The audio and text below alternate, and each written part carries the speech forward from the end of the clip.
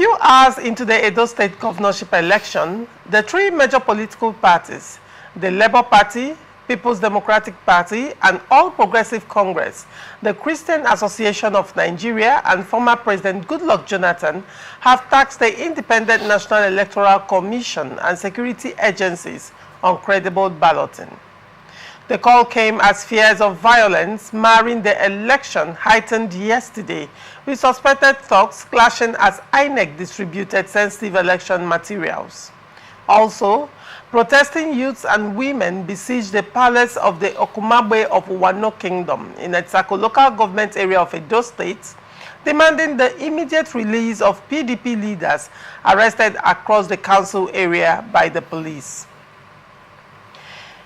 Yaga Africa expressed fears that there could be violence in 8 local government areas it said could be characterized by high-stakes potential violence and logistical challenges.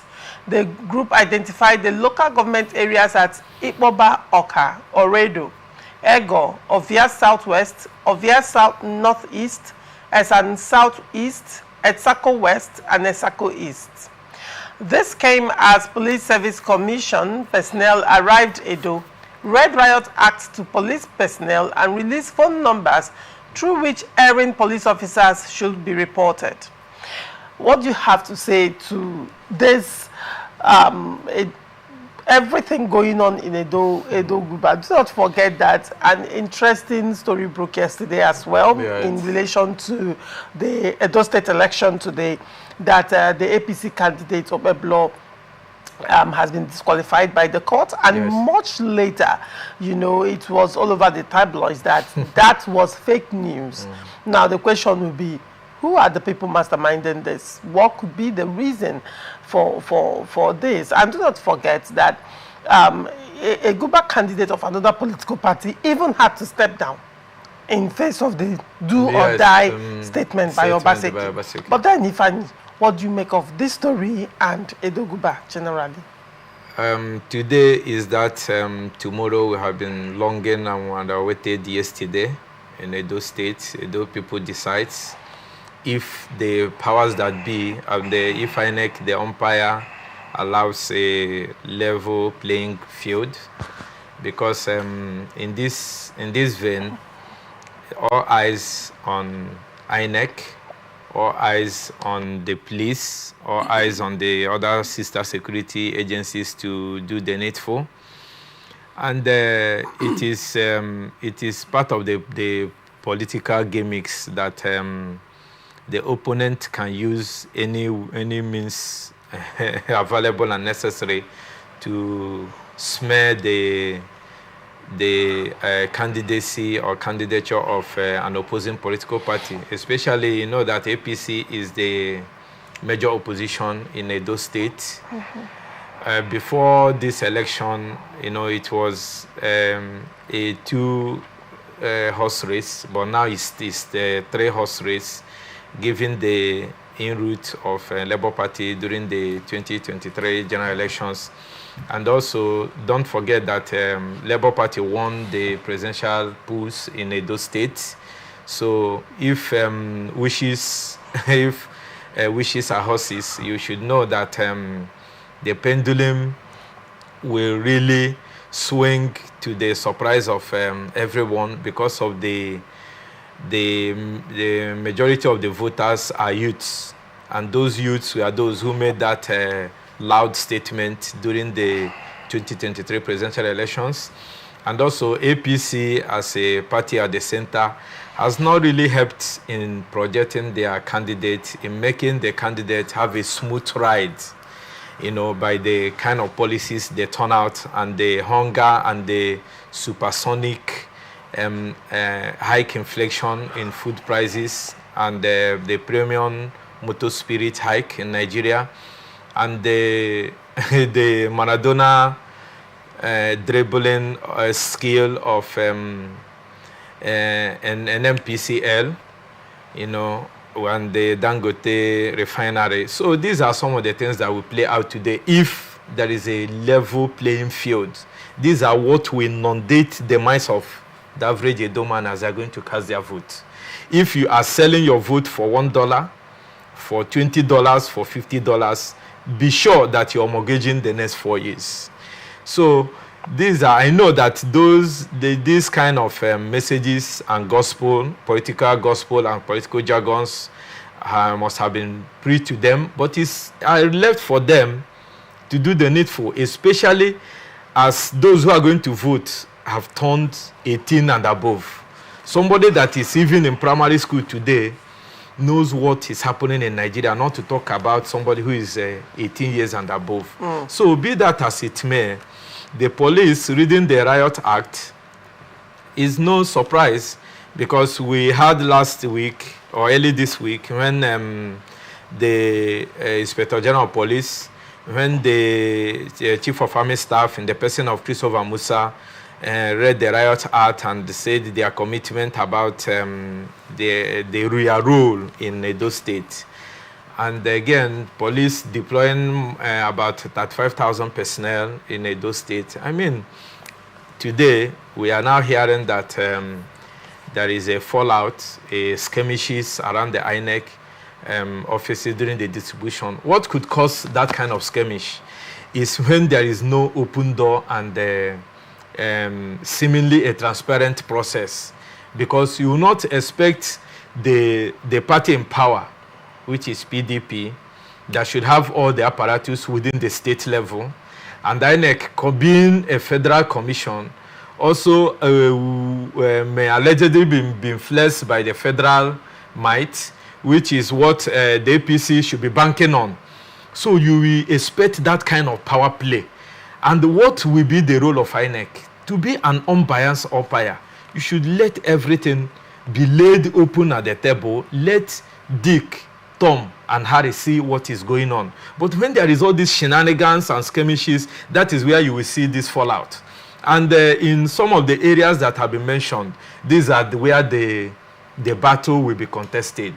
These are the strongholds of where the vote swing, the vote will swing, where the game-changing votes will come from in Edo State. That is why you see people now protesting. And again, for this particular Nigerians, led by former President Adosalami Abubakar, Father Hassan Kuka, led peace mediating commission or whatever party they are doing in Nigeria, to be coming to Edo State to sign a peace accord, which I see as just a ceremonial fanfare.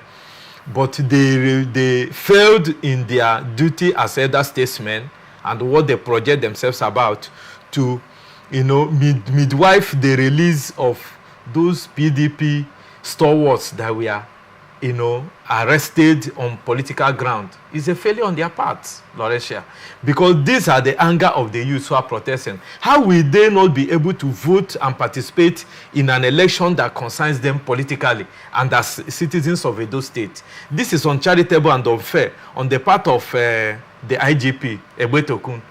For him to be under his watch, the first election to be conducted under the supervision of Bola Ahmed Tinubu and Ebetokun, and this kind of thing is happening. I mean, it's uncharitable and it's unheard of. These are not political prisoners. Since over a month, those people were arrested. If they have been taken to court, they would have had their day, or even if the litigation is going on, they will have their bail conditions perfected and enjoying their party in canvassing for vote. Again, when you look at another leg to it, women are protesting, people are protesting because, if truth may be told, this election is about power play. The PDP has been gagged. The question would be, are these protests organic? That would be the question. Is that an organic protest? Hold on. Okay. Why is the protest breaking out on the eve of the election in certain areas? If these protests were to be organic, it should have gained momentum by now. It's a protest that would have started a long time ago. You understand? It is, you would have heard it everywhere that the youths are angry, the women are reacting and all of that. That's why I asked, is it an organic protest or a politically motivated protest? this is electioneering period. So anything that happens now is politics. Even when the End Bad Governance protest came, they tagged it those who failed to win elections. So everything in Nigeria is politics. So, but there is no protest for me that has resoundingly sounded that will be more than the one Obaseki and PDP did when they failed, when they refused, not failing, when they refused before the glaring of the so-called eminent Nigerians to sign the peace pact. That's enough protest, Laurentia. That's a protest that should have awakened the consciousness of Nigerians. But you said the peace pact is ceremonial. No, even at that. Hold on. If the peace pact, according to you, and that's is what ceremonial, it is. you said that's what it is, which means it holds no water.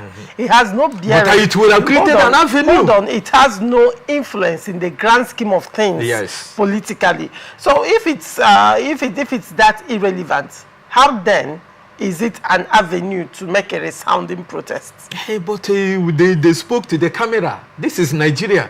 Any particular event, especially event organized by such eminent Nigerians, would gather a loud audience.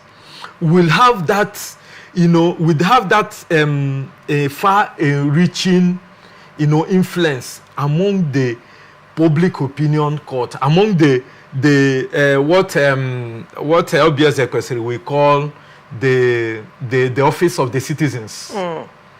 It will have that effect because it is now that Nigeria is left is governed based on the sentiment and the opinion of the public court opinion, because the government is not listening. Those who should be inundated with adjudication are not listening. Those who are the enforcers are not listening. So the court of public opinion has taken over. You could recall last Sunday. What is the court of public opinion in this case? Court of public opinion is that Obaseki, remember that even when they came, he has started saying that he will not sign unless he gave his he brought out his template that will enable PDP to sign. The conditions. The conditions. And then it started like a little wind, started blowing. Then when they came actually, he repeated it. And also those eminent Nigerians that came for that peace pact to douse tension. That peace pact is nothing but to douse tension. But another thing that even caught my attention was that President Bola Ahmed Tinubu did not even sign the peace pact during before the presidential election, and they didn't make such wave. And even those eminent Nigerians, those I call the eminent Nigerians, the calibers and the characters of people like Bishop Hassan Kuka and the former president of Nigeria, head of state of Nigeria at the time, Abubakar. At least I've sat in the same fora with Abubakar on 2 occasions in southern Kaduna. When I told you I was doing a primary research about the skirmishes in southern Kaduna, he came to the pop bomb of Kagoma Palace. He stays in Plateau State. He stays in Jos. He drove on 2 Sundays to come there for pit pack. One of the questions, what you always hear me say, as a kind of a wise saying, that when people are making trouble, when somebody is in your house, making trouble with you, and somebody comes in, whom will the person ask to walk away for peace to reign? It was in that parley that I had it. It was one of the retired chief army officers asked General Adesami Abubakar a penitent question in one of those sittings, that, sir, with all due respect, if someone is in my house fighting me, and you come in as somebody who is a good neighbor and you want to quell the crisis, will you ask me as the owner of the house to leave? Or you ask the person who is an intruder to leave? He couldn't answer that question. So that was where I started questioning some of the integrity that they possess, and accumulating into what I've seen in Edo State. Edo State is an entirely different thing. No, there's something I'm coming. Hold on. Let me finish my thought. That question that was asked by someone in Southern Kaduna, in the fora you were seated, does not in any way apply to the Edo State situation. I know. That is why I asked you to allow me to finish. Where I'm drawing that particular, he's been unable to answer to that direct question in a way that we are all looking at him to answer, to end that crisis between the herders and farmers in Southern Kaduna, is what I'm drawing. The analogy I'm drawing is not about the wise saying, or but his answer or his inaptitude. So you're questioning his integrity. God bless to you. Be able to deliver on this peace pact and probably God bless you. To bring reconciliation, given that when Bola Ahmed Tinubu refused to sign that same peace pact before the 2023 general elections. Is the peace pact constitutional? Hey, let me finish now. I'm drawing on... Is it cast in stone? No, these are some of the Nigerians who take their integrity and what they represent to the high heavens. If something is happening between Labour and they say, hey, we call on eminent Nigerians, we call on past leaders to talk to the government, to hearken to the voice of reason. These are the kind of characters you call. I want you to get a picture of what I'm trying to say, that drawing from what happened where I was seated in 2017 and bringing it to what Father Kuka has exposed about what happened during the peace pact before the 2023 general elections, and don't also remove what President Bola Ahmed Tinubu said during the campaign. Election is this, grab it, run with it, and all that. And we never knew. It was never in the public space that he did not sign the peace pact. But now that Obaseki and PDP in Edo State have refused to sign, that is when Father Kuka is coming out now to allude that Bola Tinubu, after all, did not sign the peace pact. I'm trying for you to marry the kind of people we are dealing with in this country and where their integrity comes to question. No, the conversation around peace pacts came up when you said that Obaseki they protested the detention of the PDP members by not signing the peace pact. That was a very loud protest. Yes, and it is a very loud for me and should have been taken up by those eminent Nigerians. Right. That is where I'm coming, Laurentia. And if you wrap your mind around it, I've drawn some premises, to come at my conclusion. Now, it's your issue because you have made a very passionate case for the PDP in Edo State, which in fact, all the while we've been discussing Edo Guber, you've always had sympathy for Edo State PDP. Yes. Very clearly, Now, but you have also failed to also, extrapolate on a particular perspective, and that is the fact that most PDP bigwigs have defected to APC, not Labour Party, not APP, not Accord, but APC. Now, APC right now is enjoying the blessings of a lot of political colossus in Edo State. And you also bring in the Oba of Benin factor. You remember when during one of the election campaigns of Apata of the Labour Party, he paid a visit to the Oba of Benin and alluded that he was a son of the palace, and the Oba came out to say, I don't know you as a son of the palace. Amen by research. That particular statement by Oba of Benin is distancing himself from Apata. He said, but from politics totally. Not even Apata per se. Did you see the PDP paying a visit to the Oba of Benin? No. Of course, you understand that Obaseki has a major fallout with the Oba of Benin, and that put him out of favor. In fact, at some point, I recall the women of Benin went round, was it the government house that went round in Benin? Yes. And half naked. During the case instituted against yes. And they said they were going to lay curses. And that matter, Obaseki immediately withdrew the case. Yes. That's on one hand. Obaseki, in knowing the election was coming up, made a lot of mistakes politically that one would say is very detrimental to the overall interest of PDP, knowing that he has an anointed that he wanted to present to the people. First of all, from his fallout with Shuaibu, and not listening to different forms of appeals to like reconcile. While PDP's house was being balkanized, APC found a way to reconcile their differences, merging the two Kuba candidates. One became the flag bearer and the other one became the running mate, and peace was made. Like it happened in Lagos State. While PDP was busy having issues, APC were mending fences and moving in with one voice.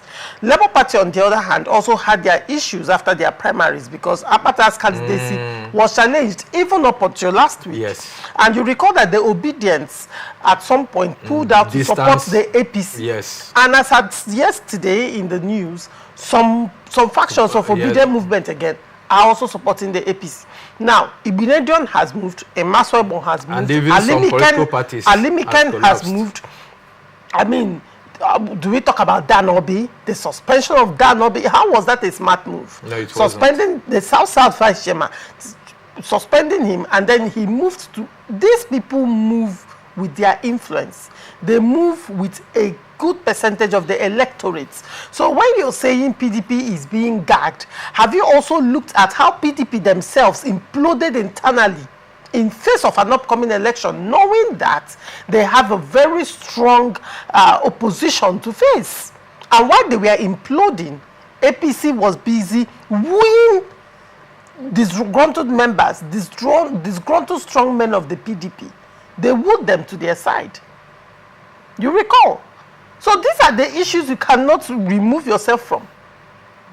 So when you are making a case for the PDP, the question is, how has PDP failed itself? Can I respond? And now, do you now see with all the exodus of not just, let's say, party followers, not just party followers, the exodus of deep pockets. I know, that's what I'm saying. Not ordinary members of the political party. And these men have loyal grassroots followership. And they are moving with their votes as well. No, what you're trying to say will not hold any water today, because we have gone past the electioneering campaign and the build up to the elections. Well, what I'm, you know, all the things you have really talked about, you know, to throw the question at me, is what you have been treating, you know, progressionally towards this Edo election.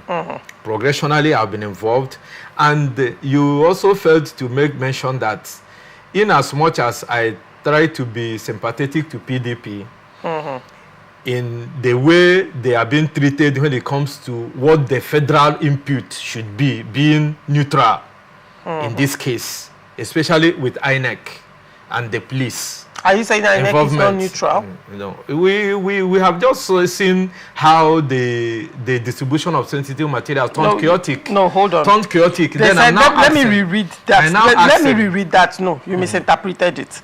Let me reread what happened.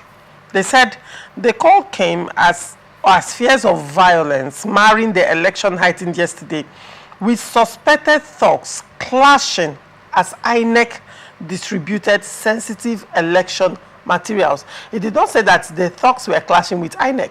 No, it wasn't with INEC, but the distribution, if there should be a clash, because I don't know if you have paid a visit to any INEC office. I have been an election observer. Where the distributions are done. You see how chaotic it is usually. I have been an election observer, so from the point of picking outside. From the point of picking election materials down to the collation centers. I have observed all the processes of elections. You are not a novice to what happens. I'm not. So you could see how it is, and the number of people inside and the number of people outside waiting. Those who want to even receive the fake news that what is happening inside. So you cannot remove it from the chaotic nature of trying to, because there have been interested parties, especially when those buses line up and people trying to know, have their own polling booth location on their unit, material have been that doesn't in any way indict INEC in this instance or show that INEC has been partial. They are merely distributing if we can deduce, if you can deduce from what has happened over time, when distributions of materials are done, you cannot remove it from, you cannot remove what is happening in Edo, clashing, and what has happened over time. That is where I'm coming. I'm not saying they are clashing with INEC officials or maybe clashing within the INEC office, but the tensions, the heightening of tensions is what we are seeing now, because don't forget that it is also in Nigeria that we see INEC electoral materials will be taken to choice locations, choice polling units and polling booths first, before you'll be hearing in Edo State today, when the INEC materials, the same INEC materials that have been shared since yesterday or 2 days ago, you will get an update now that by 12 noon today, it has not arrived in some polling booths within the Benin City. I'm not talking about the hinterlands. That is where you see all those skirmishes, Laurentia. So you can't remove those things because each politician wants to outsmart the other. They want their own area of their catchment area to receive the material first.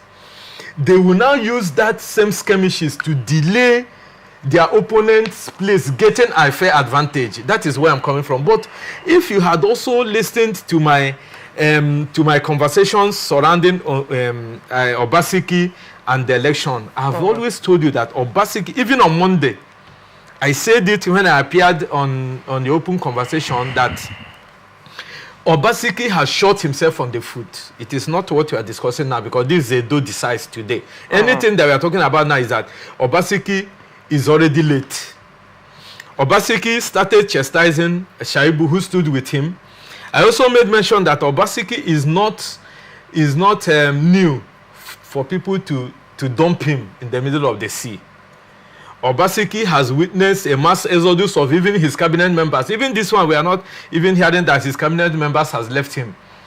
So Obaseki is not new to fighting with political godfathers and gladiators. The only thing that stood for Obaseki was when Bola Ahmed Tinubu waded into Edo politics 4 years ago.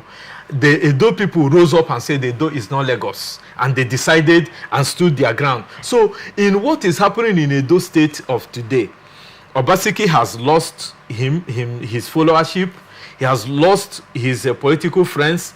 But be that as it may, in an election such as this, you don't remove alignment and realignment, and the politicians playing to where their interest and their stomach have been favored. Right. Especially the case we see in Nigeria. So for Dan Obi and those who are conscripted from PDP to APC, it is within their right. It is within their political right. It is within their political granted constitutional right to realign. But that does not take away arresting political opponents and putting them into incarceration as elections are going on. Right. And also for INEC not to be biased, so to say. You are accusing INEC of biasness I'm saying, when elections have not even started. See, what Obaseki and what PDP are crying is that from the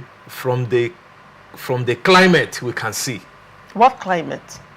And what are you saying? See, this particular election, remember that Obaseki and PDP has cried because of the wreck, has cried because of what the Inspector Police they are doing in Edo State, arresting opposition members, and these opposition members are key players in today's election. And they have, remember that when you pick out these grassroots mobilizers, you are invariably disenfranchising PDP of the votes they will get because of their input when it comes to election. Despite the movement of these political bigwigs, still APC is not satisfied. All right, if I... That's it pushing people to today. The first one you mentioned, you have accused INEC of bias already. And you're basing your argument on the fact that the PDP cried out that the wreck is related to the FCT minister. Now, and somehow you also failed to mention that the FCT minister responded to that. And the FCT minister gave an exposition. He said that Obaseki brought his anointed, Yodalu, to him. I said that. No, you have not. You didn't say it. I mean, in our previous conversation. So I'm bringing it up now. No, I so mean that there will be a very conversation. balanced information out there for viewers. In my previous conversation, you also failed to mention this morning that the FCT minister, in response to the wreck allegation, said that yes, the wreck is his cousin, they are related, but that he's a stubborn man, and even I could not tell him what to do.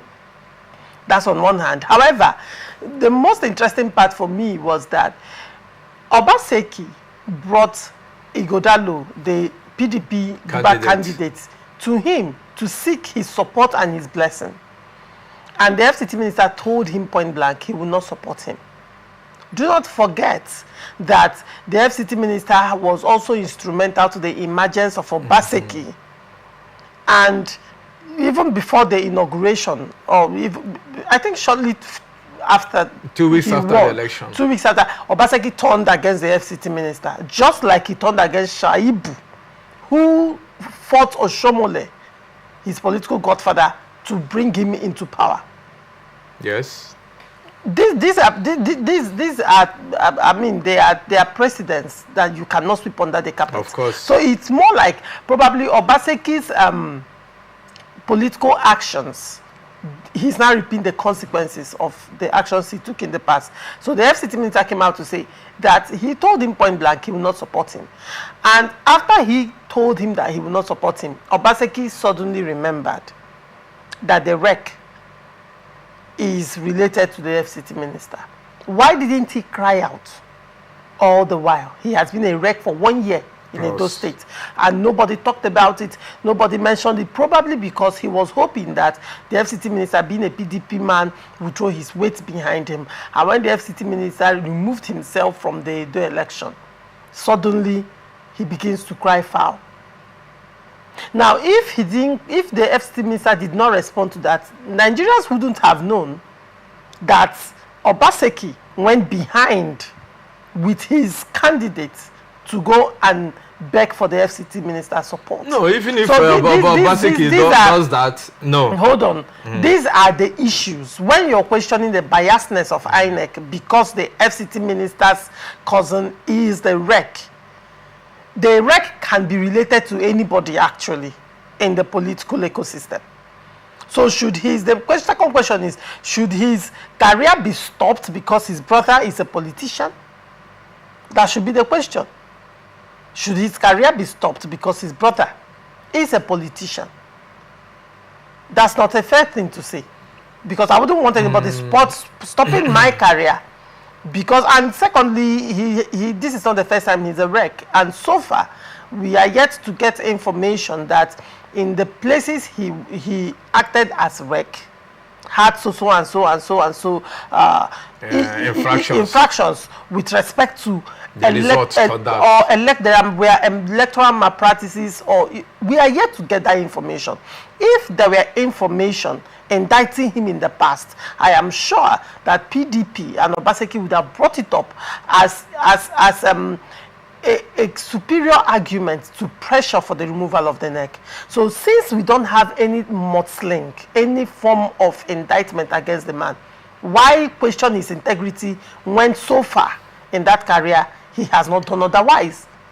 So you, Ifan, is saying that INEC is partial, or you're accusing INEC of preferential treatment because they insisted that the wreck they kept there for a year should do the job. I mean, it brings a lot to mind. No, and secondly, you also talked about your second point when you were talking about the elections and Obaseki. You talked about the PDP chieftains being they have their right to to associate. Of course, to realign. You also forgot to mention that one of the things the PDP cried out as well is that the IGP banned the use of state police. The Obaseki vigilante group, the Edo State security network.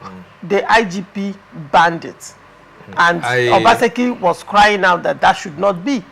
Question is, why should it be? Yes, let me come to that. I discussed that on Monday, or is it on Wednesday? I discussed that on Wednesday. He came on our show, and I gave my reasons for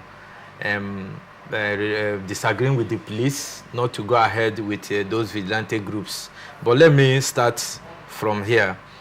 When you say that the REC it does not make INEC bias, remember I have said that Obaseki shot himself on the foot, and in any fora I have stood to say about the role the FCT minister played in the coming up of the second tenure of Obaseki. I have not failed to mention the FCT minister and the role he played, and the fallout with Obaseki. Remember, even in the 2023 general elections, Obaseki supported Atiku against the man who stood with him to deliver him, even when he was a sojourner, so to say, in PDP. But be that as it may, even if Obaseki has taken Ighodalo to Wike. Wike is a member of PDP, and he's a vocal person. He's a strong voice in PDP. So there is nothing, Obaseki never committed a sin going to show Nyesom Wike that Ighodalo is that that was not a sin on his part. Because we have not known that Nyesom Wike is no longer a PDP chieftain, and he's a strong voice for that matter. Probably he should have been crying out about the REC before the visitation. God bless Probably you. Would have made more sense. He should have started over time, especially immediately he saw the handwritings of the wall. He waited until the 11th hour, which is a minus on his part. They should have said, but if it's in a sana climb, if you want to just oppose it, Laurentia, if it is in a sana climb, that the REC in Edo State would have rescued himself. Let me tell you, it happens in a law court. Once you are being accused, once you are being eyebrow begin to raise that you are an interested party, the best thing for you to do is for you to show that your neutrality and that you have no iota of any intention of favoritism to any particular party, is for you to have your integrity intact. Like I asked. Let me why didn't no, even now. No, hold on. Even I'm not talking about the REC himself. I am talking about the timing. I've said about the timing. I have said. Why didn't Obaseki start crying out? Which is a minus on his part. All this while. Why did he wait for a visit to the FCT minister? I mean, that on its own answers it. Because the question would be, if the FCT minister had told Obaseki, I'm going to support you, do you think Obaseki would have cried out about the REC? No, he wouldn't have. Right, but now, I want to make an input. Look at this. Look at it this way. We have seen in Nigeria where RECs are being redeployed even a night to the elections. Have it not happened in Nigeria? So if it happens with the heavens fall, if now that there is a clear indictment, not on the person of the REC, but let us say that the political cloud and the political interest around him, the highly politically exposed persons that has associated with it. Just like you have a case, and the judge handling your case is being filmed in a party organized by somebody who is an interested party in the case. What will you do? You petition the NJC, complaining about your dissatisfaction about that particular judge, and the person rescues himself. Will it remove the person from being a judge? The question is, so in this case, why would you start? If I redeploy this person, will the heavens fall? The question would be, why would you go crying after you have paid according to you. But this is politics. No, hold on. This is politics. And politics is also playing now. This is politics. But that is what is playing now. And this is the character of politicians. And when you come to the vigilante group, let me tell you, let me use that to wrap up. You see, what I said on Wednesday, I repeat now. I say that why will the security agencies, when they want to fight crime locally, do you now see a synergy between them and the local vigilantes?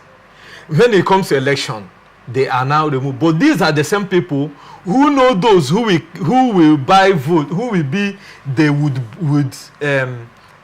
be voter bias. The local politicians that we go, it's not those big politicians that we see going to the crowd to buy money. Isn't this double speak from you?